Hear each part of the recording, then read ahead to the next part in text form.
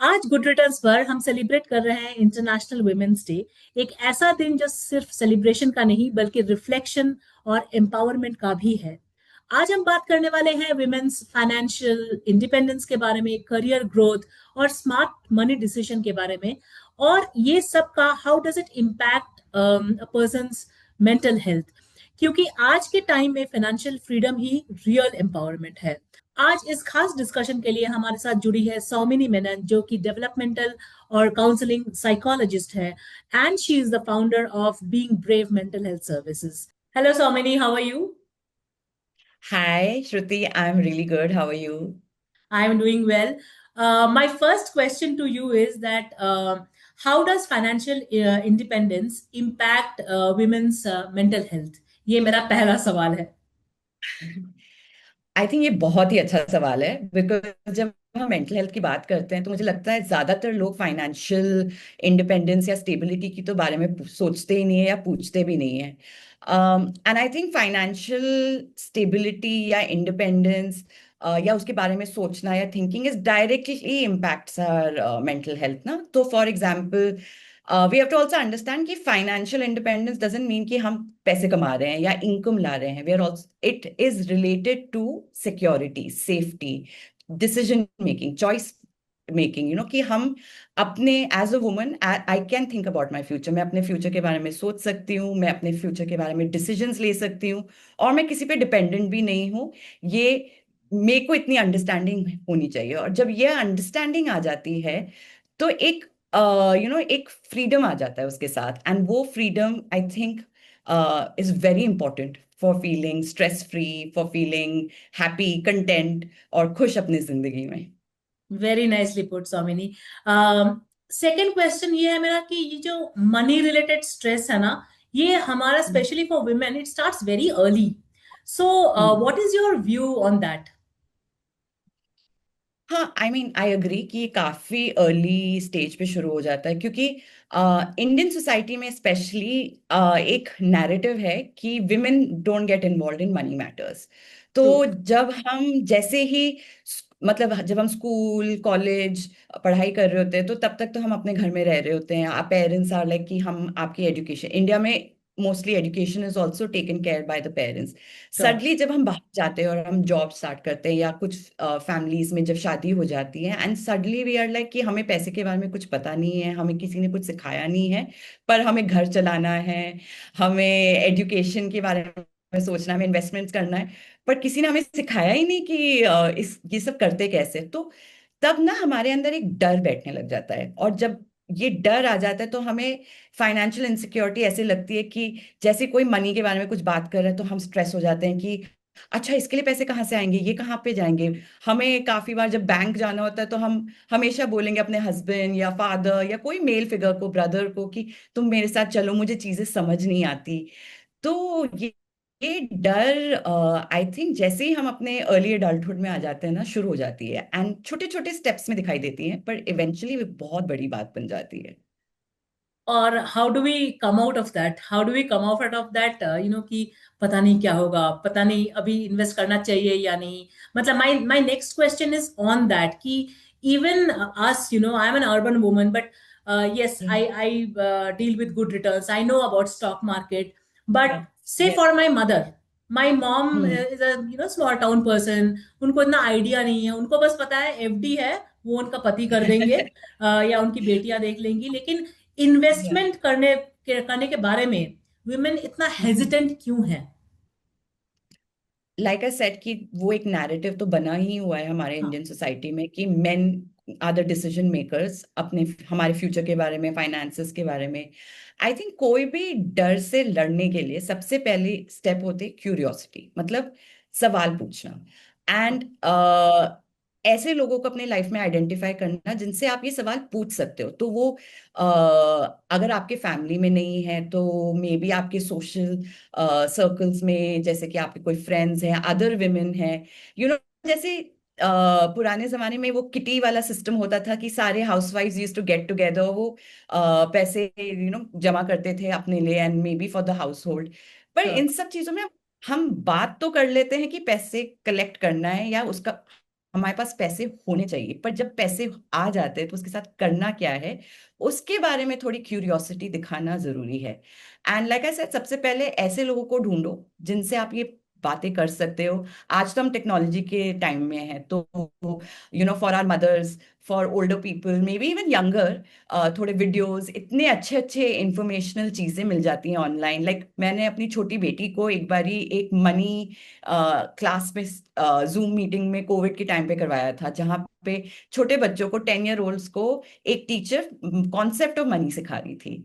तो ऐसे ही हम we have to start spreading the word, we have to be a little curious and a little brave, कि हम कोई तो होगा हमारे आसपास जिससे हम ये सवाल पूछ सकते हैं। Sure sure. ये तो हो गया इन्वेस्टमेंट की बातें, and being curious will help you, talking to others will help you. अब आते हैं कि because we are discussing on International Women's Day, हमारा ये होता है कि बचपन में ना when we spend it's okay, but as and when hmm. You grow up and specially once probably you are married and you have a kid, women, I think we stop spending on ourselves, and we feel guilty about it. um, I should not, I don't want to ask you that we should stop feeling guilty about it. I want to ask you, what is your view on this? um श्रुति, मेरा हमेशा ये मानना है कि जब हमारे अंदर कोई बिलीफ सिस्टम आ जाती है, हमें पहले ये देखना है कि ये बिलीफ सिस्टम आई कहाँ से।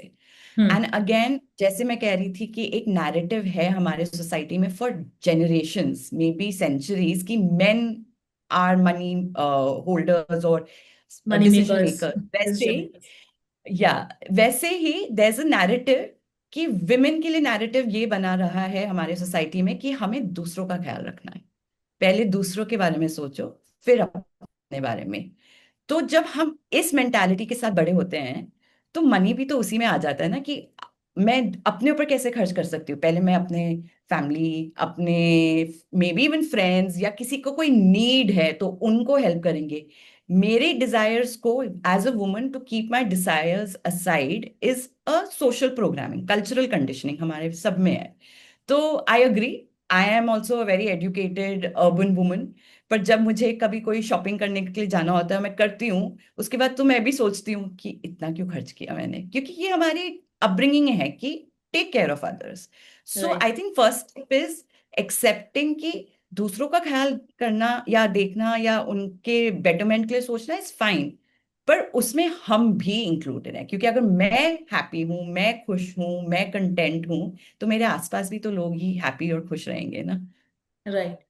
और मतलब ये तो हो गया से for urban women who lives in cities. What is your suggestion probably for people who are from rural India, जिनके पास उतना फैसिलिटीज नहीं है, वो वही किनारा शॉप में जाएंगे और they'll buy stuff for their family.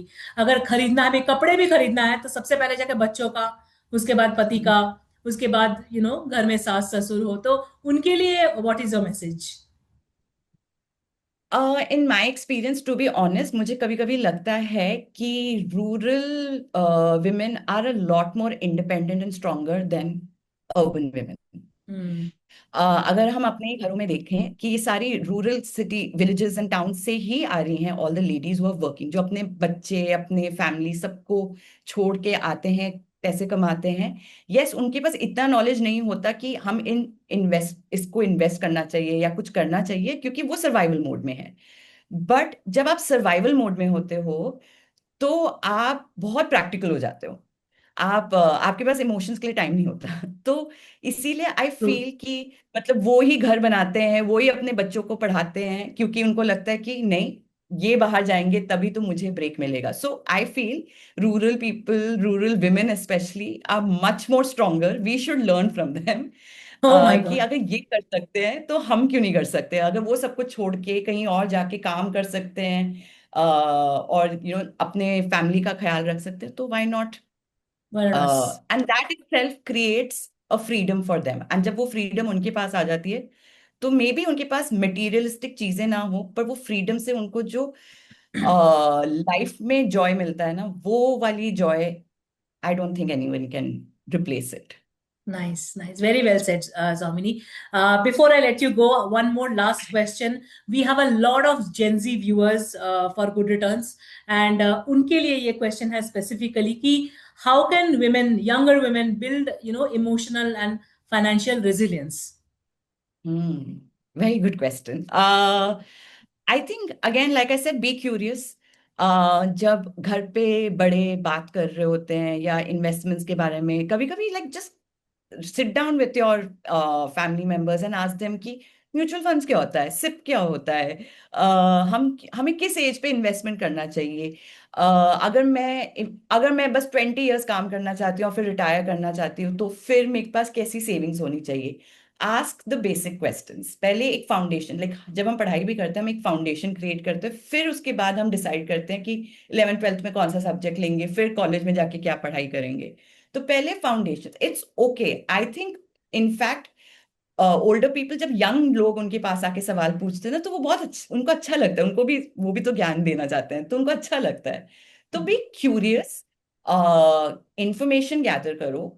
Once you have the information, then maybe yes, financially literate people के साथ you can think of decision making. पर पहला स्टेप हमेशा है curiosity, information gathering, and see कि वो आपके अंदर क्या क्रिएट करता है। अगर आपके अंदर वो फॉर सम रीजन कुछ डिस्ट्रेस क्रिएट कर रहा है, तो मे बी कोई और रीजंस है। मे बी आपकी फैमिली की फाइनेंशियल इंस्टेबिलिटी आपको ट्रिगर कर रही है, या आपकी कुछ फ्यूचर प्लान्स है कि आप बाहर जाना चाहते हो पढ़ाई करने के लिए, पर मतलब स्कॉलरशिप मिलना मुश्किल है, तो उसकी वजह से थोड़े ट्रिगर्स हो रही है। तो अगर जब हम क्यूरियोसिटी और नॉलेज गैदरिंग में ही इमोशनली अपसेट हो रहे हैं, तो मतलब देयर सम अदर फैक्टर, और वो फैक्टर को फिर एड्रेस करना बहुत इंपॉर्टेंट है। Right. Thank you so much, Samini, for joining us today. It's International Women's Day, and we all want to celebrate, but it's also important to understand कि Yes. empowerment कहाँ से होगा. Thank you so much. Thank you for having me. Thank you so much.